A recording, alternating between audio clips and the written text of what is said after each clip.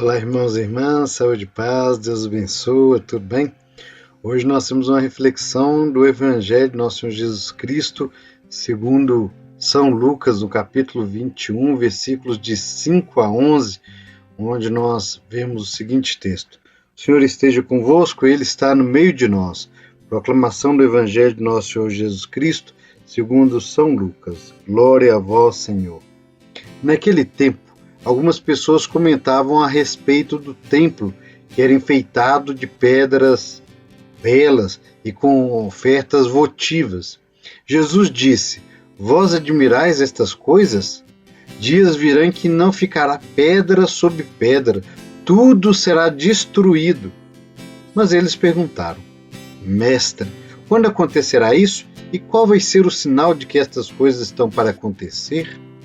Jesus respondeu: Cuidado para não serdes enganados, porque muitos virão em meu nome dizendo: Sou eu, ou ainda o tempo está próximo. Não sigais essa gente. Quando ouvirdes falar de guerras e revoluções, não fiqueis apavorados.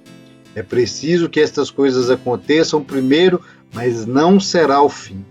E Jesus continuou: Um povo se levantará contra outro povo, um país atacará outro país. Haverá grandes terremotos, fomes e pestes. Em muitos lugares acontecerão coisas pavorosas e grandes sinais serão vistos nos céus. Palavra da salvação. Glória a vós, Senhor.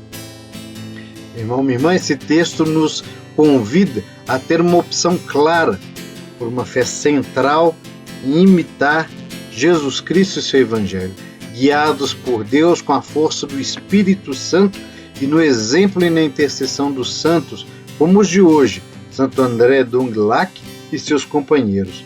Jesus nos fala claro de que muitas coisas acontecerão antes do fim do mundo e não nos cabe saber o dia e a hora, só a Deus. Interessa-nos cuidar da vida, do bem comum, dos irmãos, especialmente os pobres e da criação, com o amor de Deus. Jesus deixa o alerta de que as coisas passageiras nessa vida, por mais importantes que sejam, não são mais importantes do que Deus e de que sua vida nos céus. Tudo nesse mundo é passageiro. Só Deus fica, só Deus basta, como cantamos com Santa Teresa d'Ávila. Olhar a vida no seu passageiro, as coisas passageiras, o que parece melhor, maior, poderoso aos olhos do mundo, dos homens, a exemplo do templo, é ilusão, é perdição, é morte. Por isso, não creiamos nos falsos profetas, que é como nos diz Jesus. Atenção para não sermos enganados. Tenhamos fé, esperança e vivamos a caridade, toda forma de caridade, para que, ao chegar ao fim do mundo, Deus encontre a gente preparados, nos encontre preparados, dignos do seu amor e da sua salvação. Hoje, meu irmão, minha irmã, a igreja celebra Santo André Dong-Lac e seus companheiros mártires. Neles nós temos um bom exemplo de fé contra todas as perseguições e esperança diante do aparente fim do mundo. O Papa João Paulo II, em 1988, canonizou, na verdade, alguns dos muitos ousados na fé que se encontram martirizados nesse período de 1830 até 1870. No Vietnã e boa parte da Ásia, a boa nova de Jesus Cristo no século XVI foi recebida e acolhida na sua integridade. Como lembra o texto bíblico, então entregai-vos-ão à aflição, matar-vos-ão, sereis odiados por todos os pagãos por causa do meu nome, mas quem perseverar até o fim será salvo, como lemos lá em Mateus 24. Santo André Dong-Lac era de família pobre, reconheceu a riqueza do dom de Deus e assumiu a vocação sacerdotal, sendo ordenado padre em 1823. Em meio às perseguições, desejava ardentemente testemunhar Jesus Cristo com um martírio, pois dizia: aqueles que morrem pela fé sobem aos céus.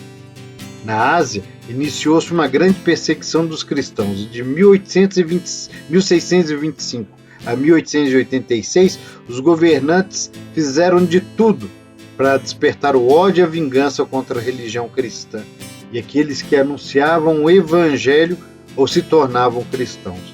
Mas quanto mais os perseguiam, mais aumentava o fervor dos cristãos. Esse período culminou com a morte de 117 santos, sacerdotes, padres, bispos, pais de família, jovens, crianças, catequistas, seminaristas, militares. Todos esses mostrando a universalidade do chamado à santidade com o próprio sangue.